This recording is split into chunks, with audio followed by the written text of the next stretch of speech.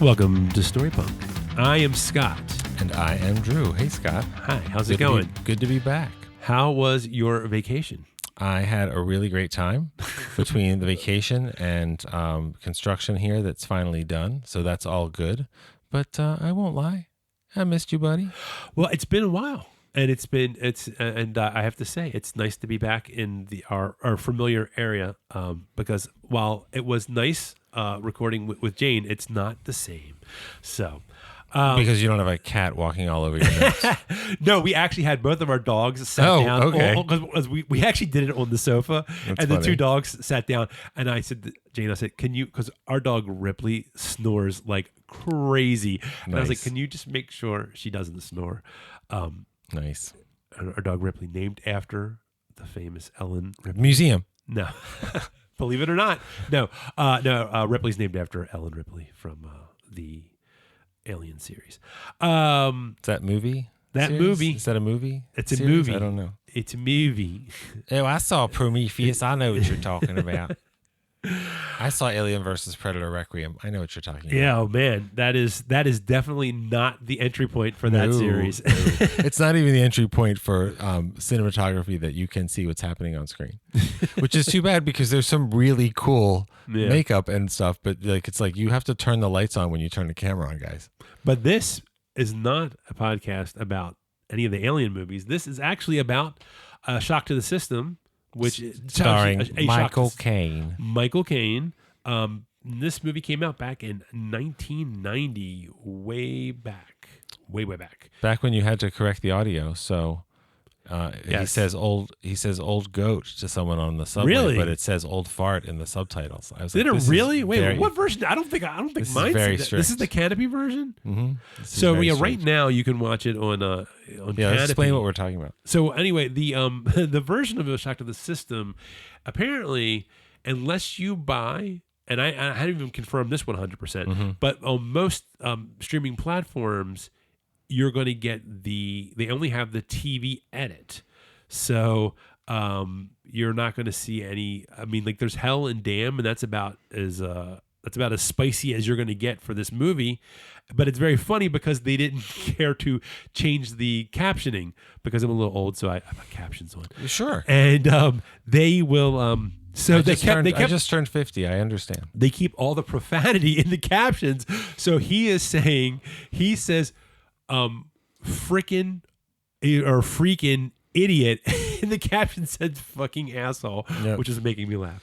Well, look, I mean, the biggest example, that's The Big Lebowski, when Yeah. John Goodman is screaming, "This is what happens when you fuck a stranger in the ass." And And it's it's like this it's is what happens like when you have fun with a stranger in in the Alps. or something. Yeah, I mean, it's just nonsense. A million years ago when I worked in LA, I knew it was like a sister of a friend of mine worked at Paramount Studios, and she was in charge of literally like the department of airline edits. Okay. And to cut scenes and to change audio like that and everything. And that just seemed like what a weird job to end up in the movie business. Yeah. It's like I work for a studio mutating our own product. Like Jesus. I think one of course, there's another one that's funny is the TV edit for Die Hard, Yippee-Ki-Yay, Mr. Falcon. Yeah, it's fucking ridiculous.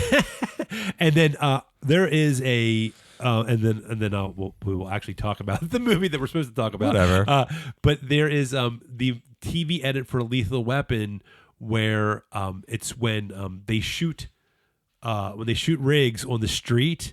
I guess it's the Mr. Joshua or whoever the hell shoots and you don't know he has a bulletproof vest on. So, obviously we know he's not going to die because he's the main character. But when he gets up, when Murtaugh wakes him up and they discuss what they're going to do. And he says in the movie, "Let's get the fuckers." But in the TV edit, he says, "Let's get the funsters."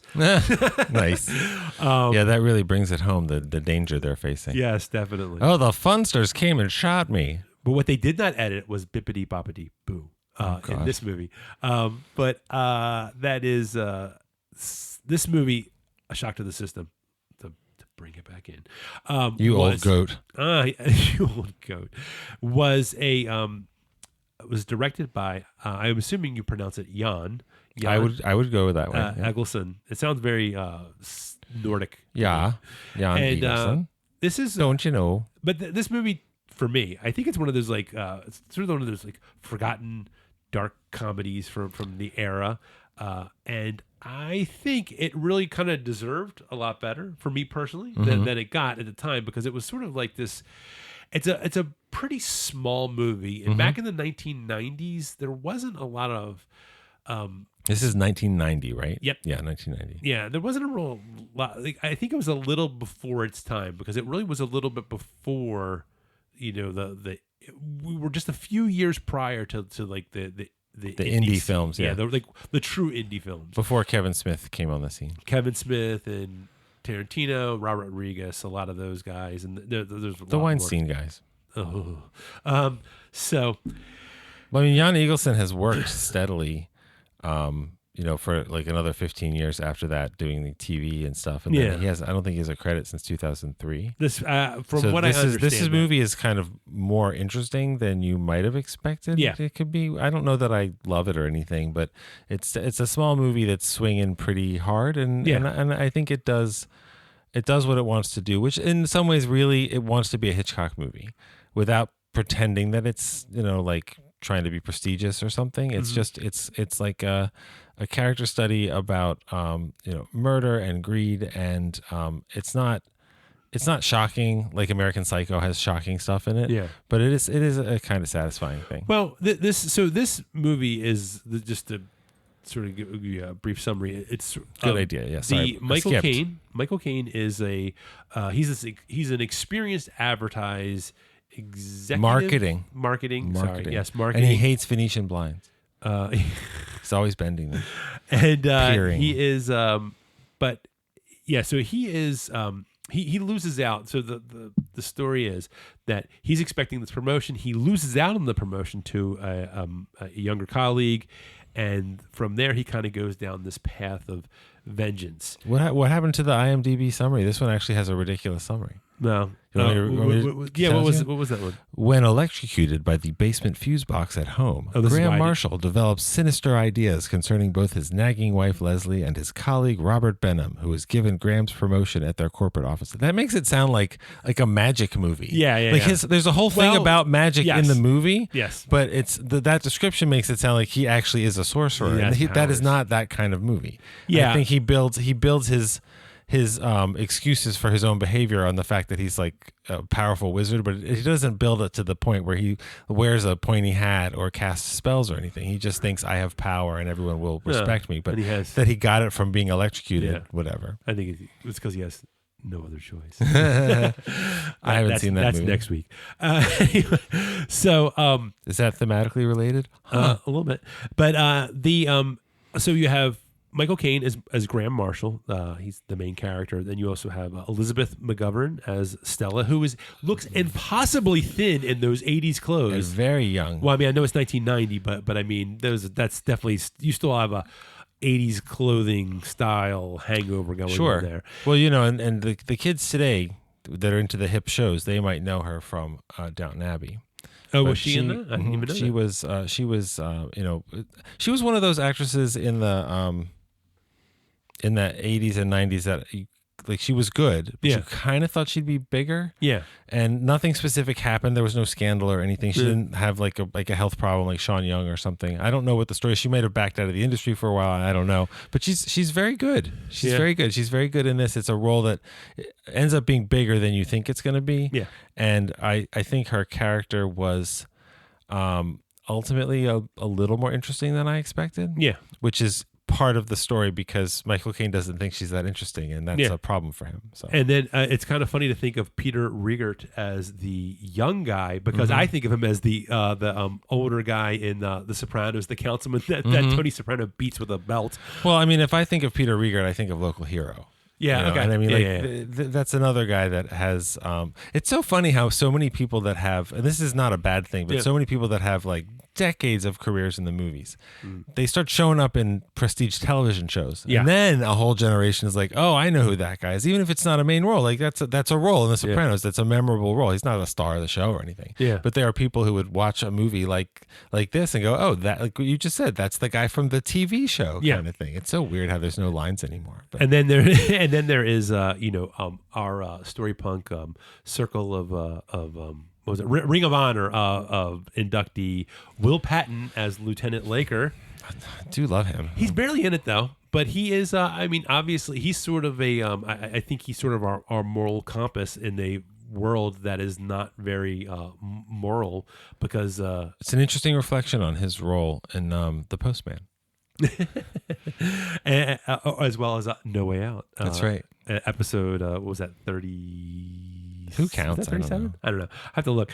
And also we have and I just like saying her name, Swoosie Kurtz. Yes, Swoosie Kurtz. She's great too. Yeah. There's a lot of good performances by people who have had long careers. Yeah. And if I was any of them, I'd look at this movie and say, yeah, it wasn't a big hit, but I did good stuff. It's fine. Well, that was one of the things that, and I'll get to, but there's some stuff that Michael Caine said about this movie, because Michael Caine liked this movie, and I think Michael Caine's actually very good in this movie. I think he's very good, and I didn't read a lot about it, but my impression is that this was one of his movies. He's like, not only do I wish it was like bigger, yeah. I kind of thought it would be, which is very hard in the business to really say, like, I know it's going to be a hit unless you send Ryan Gosling into space or some shit, because it's just too hard to predict what will hit or anything. But this movie, it doesn't feel, it's about, like business and marketing, executives competing with each other and stuff. So it could be Wall Street, or it could be something that they made today. Like it has a timelessness to,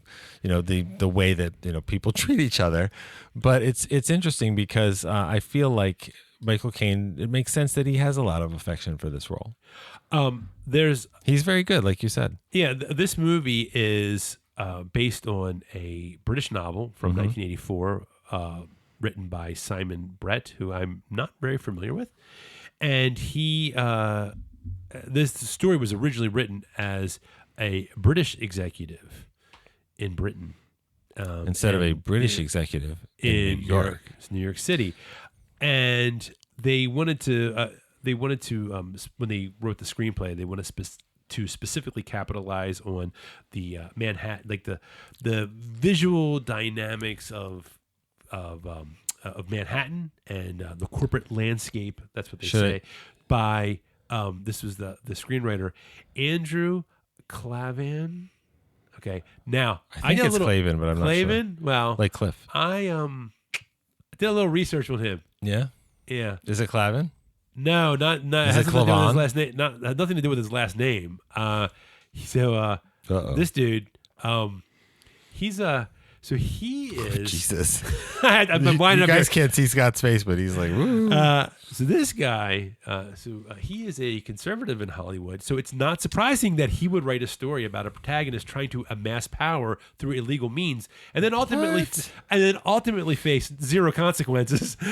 Spoilers. Let me tell you what one of his most recent movies that he wrote. Have you heard of the movie Lady Ballers? It was a movie produced by Ben Shapiro. Oh, one of those. Yes, okay. One of those movies. I don't think he'll ever be better than Run, Hide, Fight. Like, that's a classic. I don't even know what that is. That's his school shooting movie. Oh, yeah, I know what you're talking about. That's peak Ben Shapiro filmmaking. I don't know why they even bother to make more movies. I don't know. Well, I mean, they have that stable of actors. Well, Jonathan Majors is now in their stable. Yes, they actually Gina Carano. Yes, they actually. They are. Jonathan Majors actually fell out of a window during this recent. Oh wow! Because he was defenestrated. They shut up. So they were. Yay words. They what they did was they decided not to, and this is not about this movie, but they decided not to in this whatever movie. Apparently, it's supposed to be I heard it was it's a non-woke version of Sinners, which sounds like something Jenna from 30 Rock would say she was starring in. Yeah, because it would be a funny one-liner. Yeah, but she he fell out of a window, him and another actor, because apparently the guy who coordinates the stunts, like the head of that department, didn't meet with anybody else, and they had replaced the window with a fake window that was going to smash out. Didn't tell anybody, and Jonathan Majors leaned up against it, and it fell out. So, oh my, and and the union. So apparently, what happens is the unions come down, and they're like all of the behind the scenes people, their union. I forget what it's called. oh God, there's a name. IATSE? Yes, them. They came down, and when they have a situation like this, they'll come down and they'll be like, hey, if you people will sign and join up with the union. What do you mean, you people? Yeah. Sorry, we were talking about Tropic Thunder. Before. Yeah. But anyway, he says, all you non-union people on this shoot, if you sign up with the union, they'll help them unionize and do all the proper stuff. And not apparently, fall out of windows. And apparently, and I forget what Ben Shapiro's company's actually called, but he said, or the production company said, they don't negotiate with communists. So good. Let your people just. That sounds like something that Ben Shapiro would say. Yes. Communists, we don't negotiate with them. Yeah, we're not going to do it. I'm going to make this movie. Fuck unions. Okay, Ben. Yes, calm down. Let people get like hurt on the set. God. What an asshole. Anyway, this is not about that. I didn't mean to derail. So let me get back thematically with some of our thematic takeaways, because I love the. Wait, sorry. One thing you mentioned that the screenwriter consciously wanted to, I guess, make it more New York or something. Is that what you were saying? No, wait, no. They would you say that New York was like its own character? Sorry. Actually, that is something that when I was doing research, that was something they were like, it's, and I was like, okay, I get it. Well, no, but what I do understand wanting to take advantage of. I mean, I do feel like this movie does feel like a New York movie. Sure. But I was thinking about that though. Any movie that they shoot in New York City where it's not exclusively interior shots, I mean, can you ever separate out something from being like, don't they all feel like New York City movies? Well, the real question is, if I shoot something in Vancouver and pretend that it's New York City, am I good enough to fool some people some of the time? And I think that's hard because New York, has so many, things going on that don't feel like a generic city. That's why it's like one of the great cities of human history.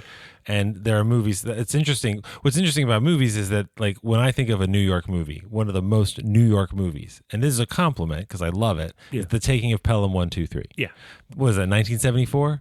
That's a different New York than this one, which is a different New York than if you shoot something, tomorrow. But I think, New York just has a really distinct identity. It has an even more distinct identity than, the sprawl of Los Angeles or something. I think the only movie that I think probably successfully pulls off New York City, and I think it's because of the fact that it's intentionally altered, is Escape from New York, because they shot that in St. Louis. Oh, sure, that's fun. Well, there's one other movie that really captures New York. What's that? And it was shot in Italy. What's that? Gangs of New York. Is it really? Mm-hmm. They shot the whole thing at Cinecita Studios, but and it's in New York that none of us know. Yeah, so that's what it is. Also, it's not a good movie. So you don't like when he taps his glass eye? Oh, I think Daniel Day-Lewis is incredible, and Yeah. he says lines that are incredible and upsetting and entertaining that I can't repeat. But that's not a good movie. I think that except for the U2 song at the end is used very well. I think it's that's with the Graves. Well, that's you know what, that could be a whole discussion. But anyway, the point is that we should talk about this movie. Yeah, we should talk about. Not this like movie. we don't like this movie or it's not worth talking about. We just you know what, we're out of practice. So I'm old now. We're trying to get back in the saddle here. So Let's go. But some of the I think like thematic takeaways here is that when you talk about like the corporate ladder, quote unquote. Thank God you did air quotes on the audio. I know, I did. You know what? Though we'll take a picture. I'll take a picture of me doing air quotes and put it on Instagram. But anyway, the corporate ladder. It's not about merit. It's about power. And if you refuse to sort of play down there in the dirt, then you're gonna be left behind. I mean, you kind of have to. I always hear people say that you need to. You do need to pay attention. You can't be above like office gossip. You have to kind of be down. You don't have to participate in it to the point where you're spreading rumors or doing anything like that. But you do have to kind of keep an ear out for it. And I think that's something that that at this point with this movie, this is sort of what Graham. At first, he's like, "Hey, he's a nice guy."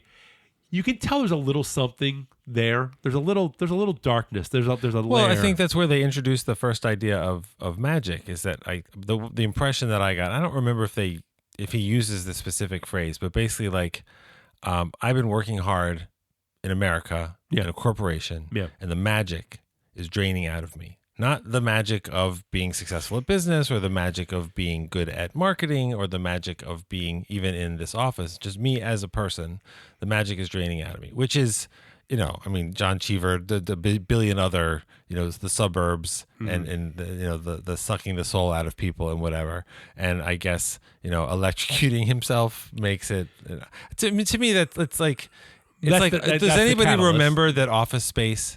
The premise is that he got hypnotized and then the guy died and didn't wake him up. Not really, because the way he behaves is the way you all want to behave when you have a fucking cubicle job. Yeah.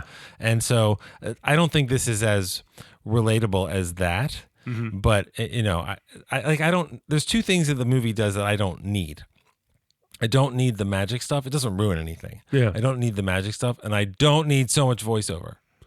But see, I knew you were going to disagree, but I'm not no voiceover is ever good. Sometimes it can be used, but it's so distracting. And when somebody's telling a story about themselves in the third person, that can work. And here it just kept distracting me. Like voiceover works and stuff like Babe, but it does. I don't know. It just really. It kept distracting me because the movie's only like 90 minutes or something.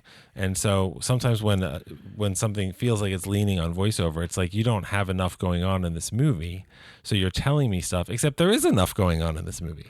But I felt like he was just commenting on this is the guy. You know what I mean? And it was sort of like I didn't feel like it was so much narration. But I know that because I'm watching the movie.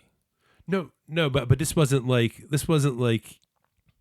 I didn't feel like it was like a lot of the crutch narration. No, it was not a big example of that. But I found that when it started and it kept going, I didn't need it basically. Mm-hmm. So I think the movie moves, which is good because it actually has quite a bit of story in it that it's trying to tell, and it lays it out pretty economically. But here's the thing the sort of getting back to what I was saying about what he's doing or what's going on here, is that Graham Marshall doesn't become a murderer. They don't kind of do this thing where it's like, oh, he snaps because he's been pushed too far. It is that he starts when he kind of realizes he can. It's not magic, but you know what I mean. Like when he kind of realizes he can. He kills someone and gets away with it. He has the whole thing. He pushes the homeless guy in front of a train, and he's not trying to kill anybody, but he kills them, and then he walks away. And he kind of feels like, oh, I can do this thing, even though it's really he just. I mean, they're living in an age where there's not a million cameras everywhere. Yeah, it's like Last Action Hero. So there is evil can win. Yes, and. We should do that movie. The system, okay, and the system sort of rewards that, or at least he feels like it's saying, "Hey, we're rewarding this ruthlessness in you," and so, he starts sort of sets him on this path, and that's I guess what I'm saying was when he kind of starts like I shouldn't say it's not that he doesn't give a shit because he does, but he's just sort of like he's going to do things his way, and once he starts doing that, things start to kind of go his way. Well, you have to remember also that what he's doing, this idea that I'm going to do things my way, is like, okay, now I'm in charge, and he didn't seem as excited about it as you might think, but he was about to be anointed. Like, this is my job. I'm finally going to get the big promotion, to the point where, I'm like, he's like, calm down. It hasn't happened yet, but it's going to happen. Like, don't have a surprise party that I somehow know about, to his wife kind of thing. But he's going to get that freedom. I'm going to run the department the way I want to run it, that kind of stuff. And that gets taken from him and given to Peter Riegert. Yeah. And so then he just basically, I don't even know so much that he as a character thinks of it in these terms, but he's just basically like, yeah, well, I'll just do it my way. And my way is murder because it works. And then he's able to kill rivals and kill his wife, who she kind of sucks, but she doesn't deserve to die. Yeah. And he is and he gives away the dogs. I know. The dogs. A lot of dogs in these movies. Yes. But with something that I think gives him sort of the satisfaction is this idea, and I think as we get older is a very real fear, is as we get older, there's a fear of becoming invisible, irrelevant, non-essential. And I think that's sort of where he is up until the point where the accidentally murders the homeless person. When he is angry, Yeah. he feels wrong. Yeah. This is after he's lost the opportunity. Yeah, and he's like, because there is, it's a very real fear in. I almost feel like I don't necessarily know if I want to say it's timeless. Oh, I guess it is, because I mean, this movie was made in 1990. It's a very big theme in our next week's episode in the movie No Other Choice, where it's like you have a seasoned professional who is rendered obsolete by youth and tech, and I think it's funny too when Peter Riegert, before he gets the promotion and when he is him to assume that he is, I guess, an underling of Michael Caine's, because he's presenting him. He's like, hey, here's this thing. And I love, because it almost seems like today, you wouldn't have said this back then, but today it almost seems like an AI thing where he's like, oh, hey, we have this new software and it'll predict what people will like. Right. So and we don't Michael have to Caine waste money doing surveys. I know. Michael Caine says, that's great. Let me know when they'll actually start buying the product for us too. Well, that's what AI is going to do. Yeah. If we all lose our jobs, we're not going to be able to buy anything. Good job, everybody. I know. Great job. So, and that's something that'll be very interesting to talk about in our next week's episode. But also, the way that this movie is, the way things are laid out and presented, the way it's edited, which is also something that we'll discuss in next week's episode, is that we Do you just want to skip to that? Is that no. But I'm just saying because when I suggested these two, I was only going off. I had seen Shock to the System many years ago. Yeah, I only saw it once too. I had and I had only seen the trailer to No Other Choice. But I said, these seem like they might have some... And I felt like after I watched No Other Choice, I was like, man, these are a lot more... There's a lot more similarities than I thought. Also, I would trust the director of No Other Choice. And both of these movies, it's like, whoa, they went there. Yeah. But he definitely goes there. Well, yeah, he does. But it is like the idea of... But the way that they are... the way that it's edited, the flow of the story... I shouldn't say much, not the flow, but the way that it is edited and the story is framed, the audience almost becomes like this. I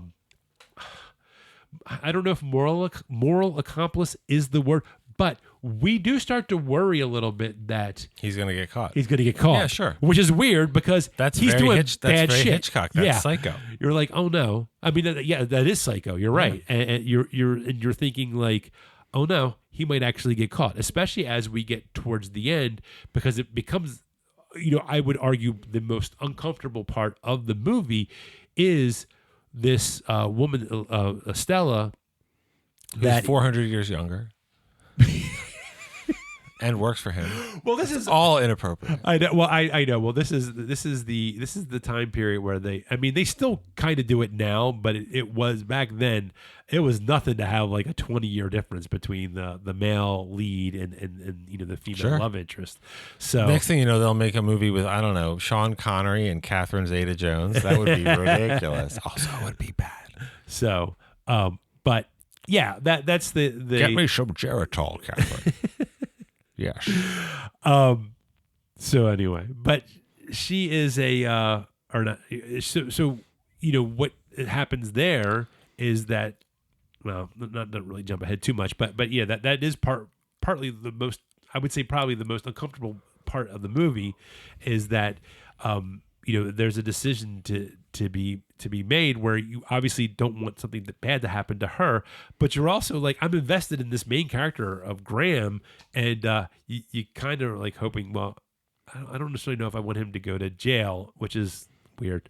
Well, the part of it is, Peter Riegert's character, he and the other young executives, including Zach Grenier, who I just love him, they take the boss out for drinks. Yeah. And it's like, we go out for drinks all the time and we're young and we're cool and whatever, but we're going to bring, the old boss, and they clearly know something is going to happen. Yeah. But Peter Riegert is a dickhead. Yeah. And so that doesn't mean I've met dickheads. I don't all think that they should get blown up. Some of them I wouldn't mind. But like, you watch the movie and when he starts killing people, it's like, his wife is really annoying. This guy is really a schmuck. Can I tell you? Because it's been a while since I saw it. There was a little part of me when you saw that Henry Park was getting in the boat with Peter Riegert. I was like, yes, 2 birds with 1 stone. I went, Nice. and then I went, wait a minute, what's wrong with me? Whoops. Yeah. But don't kill Tara. She seems nice. So yeah. Was that Stella's friend? No, that's the name of the boat. Remember, Tara's Dream, because it's named Tara's after friend. Peter You're Rieger's right. girlfriend. Yeah, you're right. Who's also seems a bit younger. She's supposed to be a model or actress or something. Yeah. Well, I mean, I think that Michael Caine is fueled in this movie by feelings of disappointment and anger and betrayal. I can relate to that in some of my professional experiences because he sees the goalposts move, or promotions and opportunities that are promised, or maybe I've earned this, I'm owed this, then they evaporate. So I think a lot of people can relate to those feelings. But it was also, there's something about the movie I thought of that was interesting. Michael Caine is, I think, a wonderful actor. He's done a lot of stuff, Kevin Bacon level, lot of stuff, and for even longer.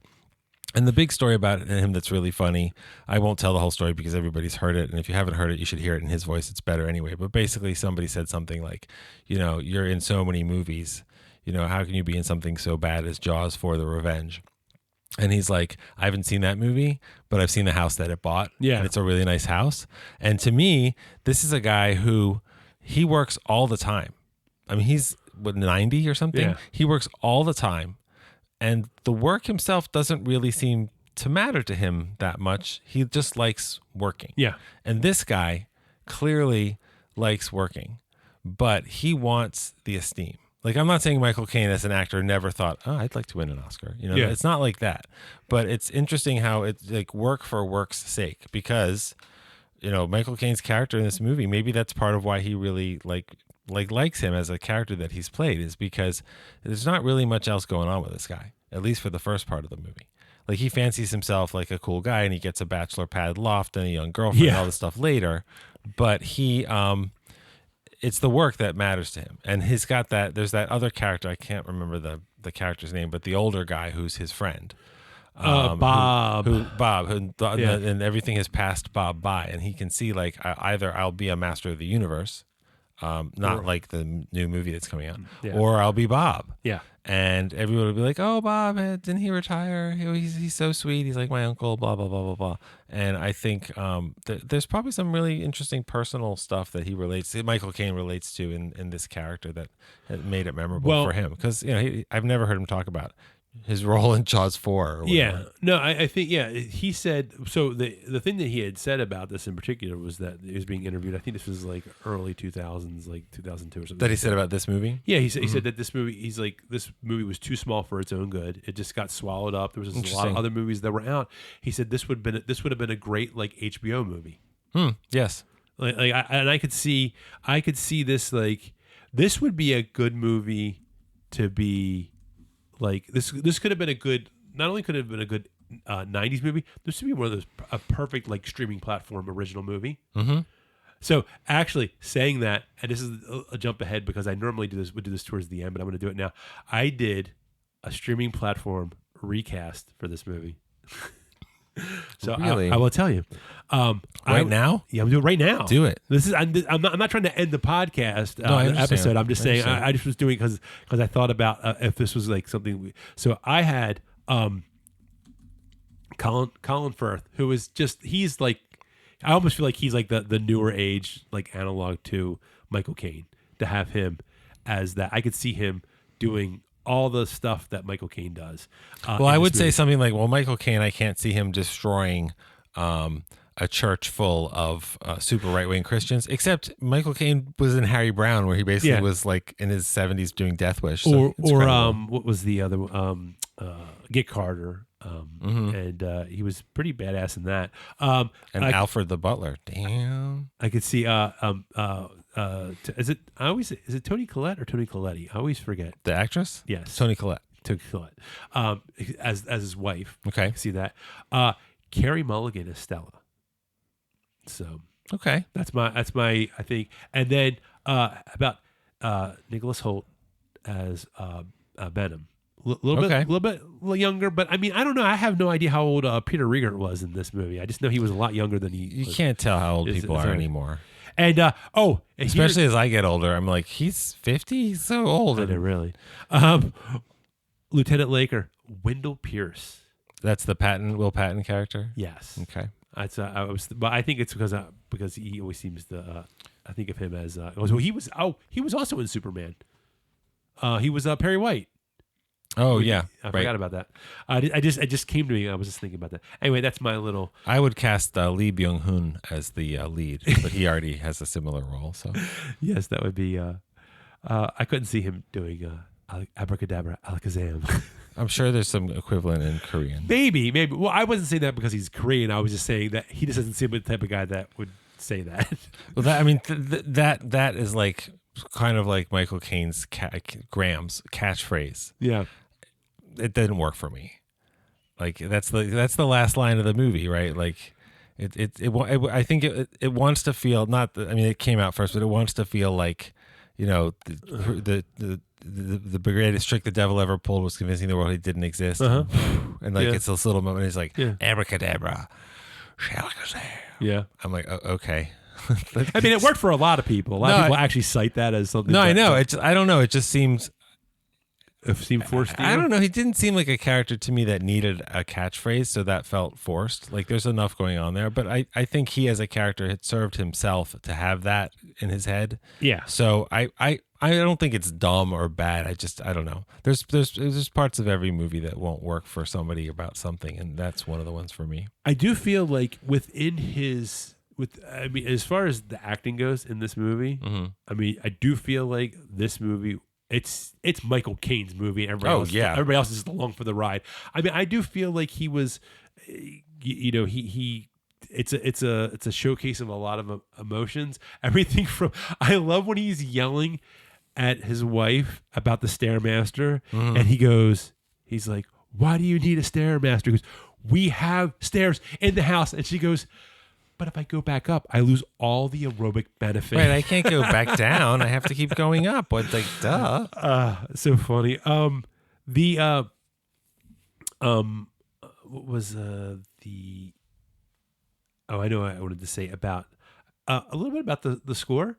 It reminded me a little bit, but dialed down a little bit from the. It reminded me slightly of the score from Sneakers. Slow because it's very jazzy. Kind of like, which was we didn't have it didn't go for the like No Way Out like synthy thriller, which I really appreciate. I kind of like the jazzy and a little more bassy. It certainly doesn't date itself. Yeah, like No Way Out's score. Oh my God, No Way Out score is. I like that movie a lot, but man, that score is like that almost like takes it down a notch. It's so, and it's from an accomplished composer that it's very surprising that it was sort of like he was like, just give me a synthesizer and I'll knock it out in a weekend or something, but which that guy probably could do.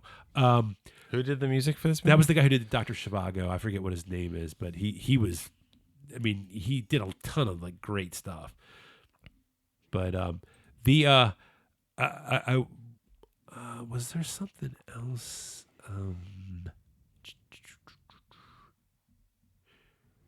I will say, as far as the overall movie, I do feel like the middle act, and this is something we talk about too, about the second act is a little. I do feel like it's a little slow, but it's almost sort of like, I don't know. It's sort of like him settling into, I can do this magic, air quotes once again. Yeah. And so I feel like that's kind of where he's kind of getting used to it. So we haven't really sort of hit that friction point yet, and that's why I think it does slow down a little bit. It's not until he loses.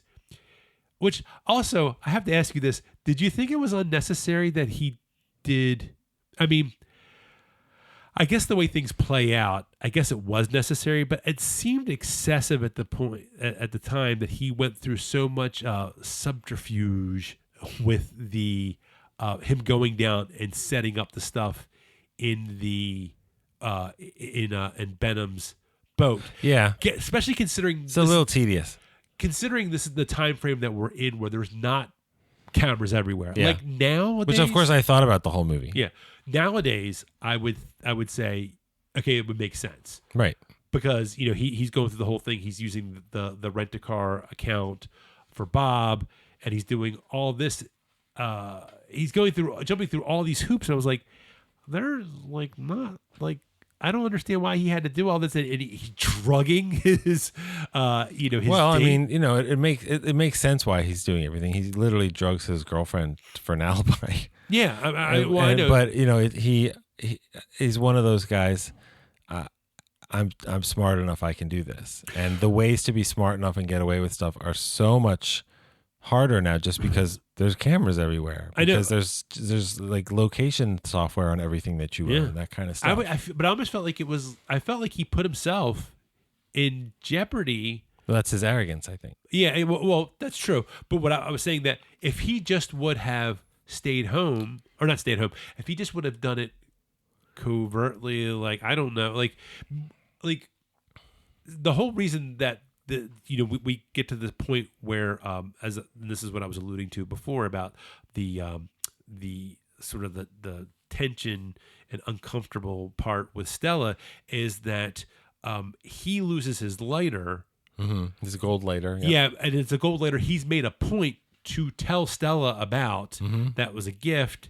It's a unique looking lighter, and he leaves it in the rental car, and it gets sent back to the office, and she sees it. And I mean, there's more to the story. That's part of that's where all of his stuff begins to unravel, but he still gets away with it. That's the big friction point, I guess, and that's where the as we kind of start to get out of the second act, where it starts to pick back up again, and that would have been avoided had he not gone through all that extra steps. Like, what if he just would have drove his own car down? Like, how much more difficult did he make his life by going through all these extra steps? A trail, yeah. Yeah, I don't know.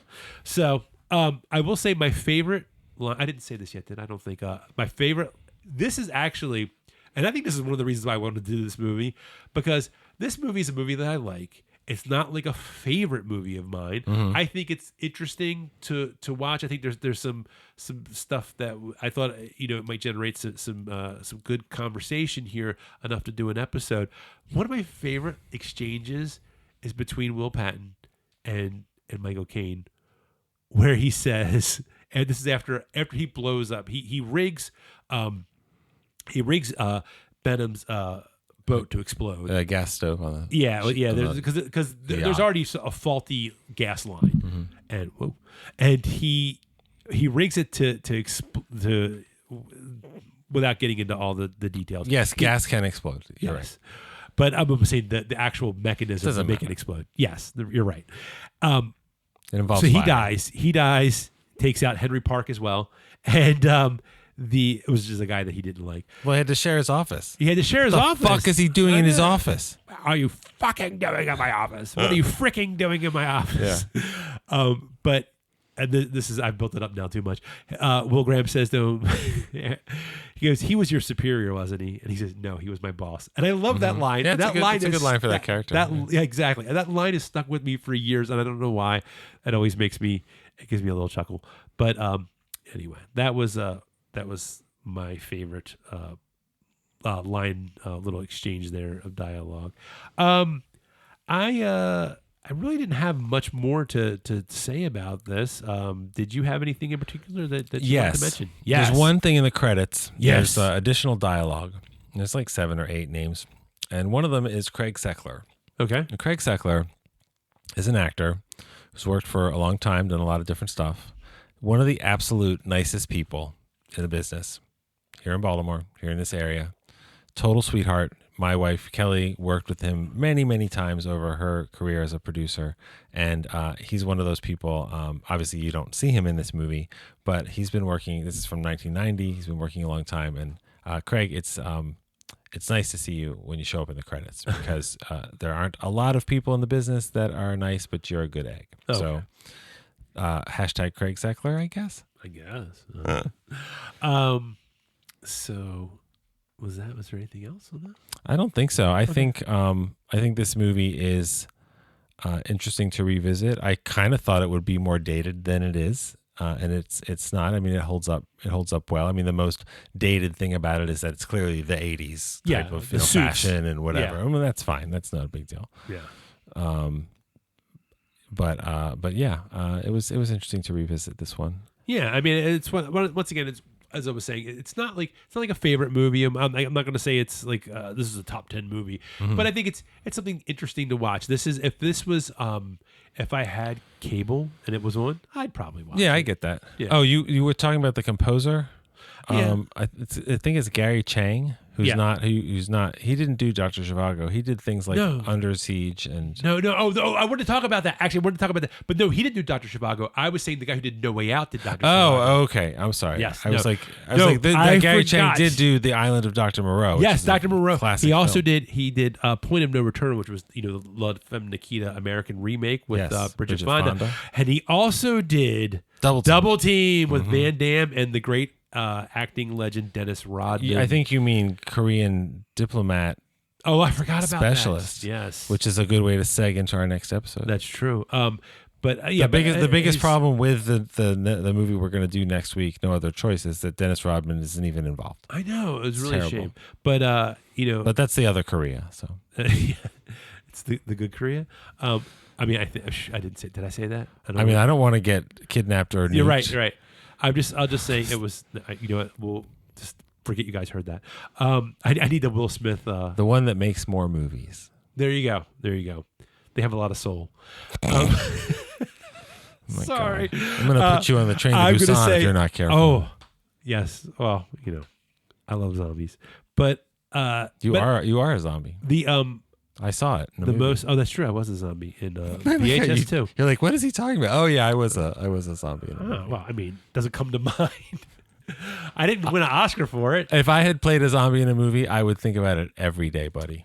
Be so proud of myself. Anyway, Gary Chang, his most high-profile work was Steven Seagal's Under Siege. So, anyway. Starring Erica Eleniak. And is that the one with Tommy Lee Jones? Uh-huh. Okay. I couldn't remember. That movie is probably the last Steven Seagal movie that was fun, that you don't like say, why am I giving money to this terrible person? Yeah. He was terrible before that. We just didn't know. Yeah, that's true. We didn't know that. He's hard to kill. That was what. Was that him? Yeah, he's above the law. Oh, that's right. He is. That's right. He is hard to kill and above the law. And he was marked for death. Oh, please. What's the other? There's the fourth one. I never remember the title. Oh, Out for Justice.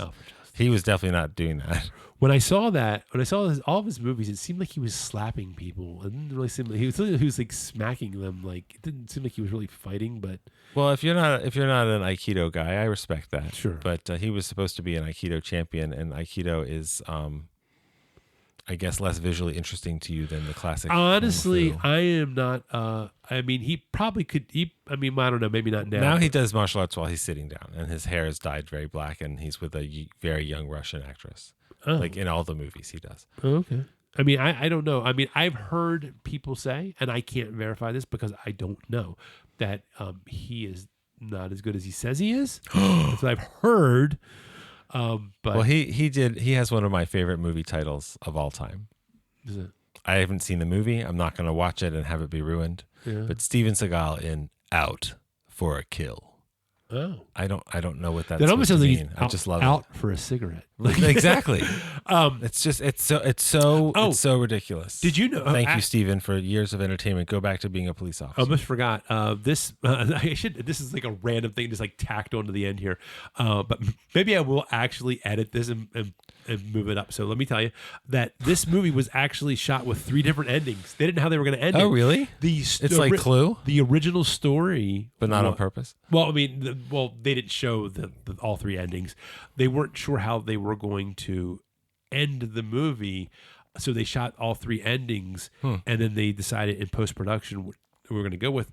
But they, at one of the versions, the Graham actually dies. Okay. And they thought it wasn't consistent, which I can see that. I think it depends on how he dies. I mean, if he got blown up by the guy under him, then okay.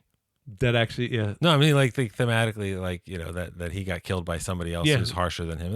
That would be a little more expected.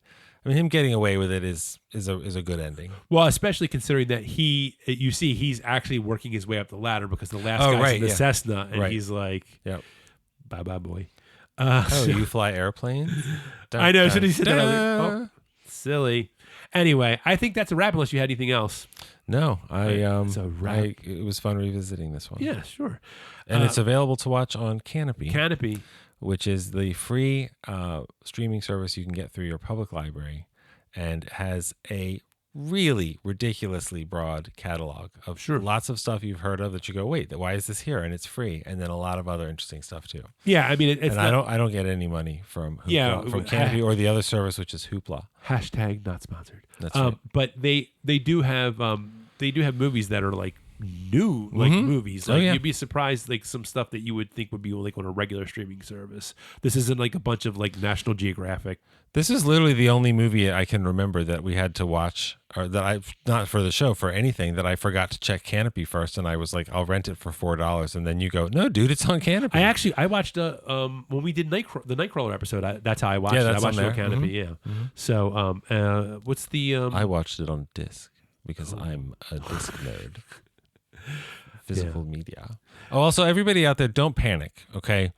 Disney fired their entire home video department. They fired 1,000 people, which included their whole home video department. So 1,000 people losing their jobs totally sucks. The home video department disappearing also sucks, mostly for those people. I've lost jobs. It sucks. But Sony has been doing Disney's home video releases since 2024. Oh, okay. So this does not mean the end of Disney, which owns a huge catalog of movies from studios it's absorbed and all sorts of stuff. And they will still be releasing physical media. So everybody calm down. Okay. That's my public service message. There we go. All right. Well, that's a wrap on A Shock to the System. And we'll be back next week. We'll be talking about, next week is No Other Choice. Mm-hmm. I cannot wait to hear you pronounce the names of the actors. It's going to be so awesome. So, but anyway. I didn't say I'd be good at it. But yeah, so anyway, I'll be saying things like the main character did this, his wife did that, because I'm not good at remembering their names. You can follow us on your favorite podcast platform or directly at storypunk.com. And you can also follow the Instagram page at storypunkpod or the Facebook page for updates. And also, if you want to hear us yap more about movies in snack-sized portions and read them instead of listening, you can check us out on Letterboxd. I am Storypunk Scott, and Drew will now tell us his handle. Am I Solid Gould? You are. That's what I've heard. Okay, I couldn't remember. Rumor has it. And that's a different movie. Is it? I think so. It sounds like something Sandra Bullock would be in. Yeah. Where she'd be dancing around a sofa and singing into a... Yeah, followed by the sequel, What Had Happened Was. I can't wait. Can't wait. All right. Well, if that's it, then I will leave you with always remember, story matters.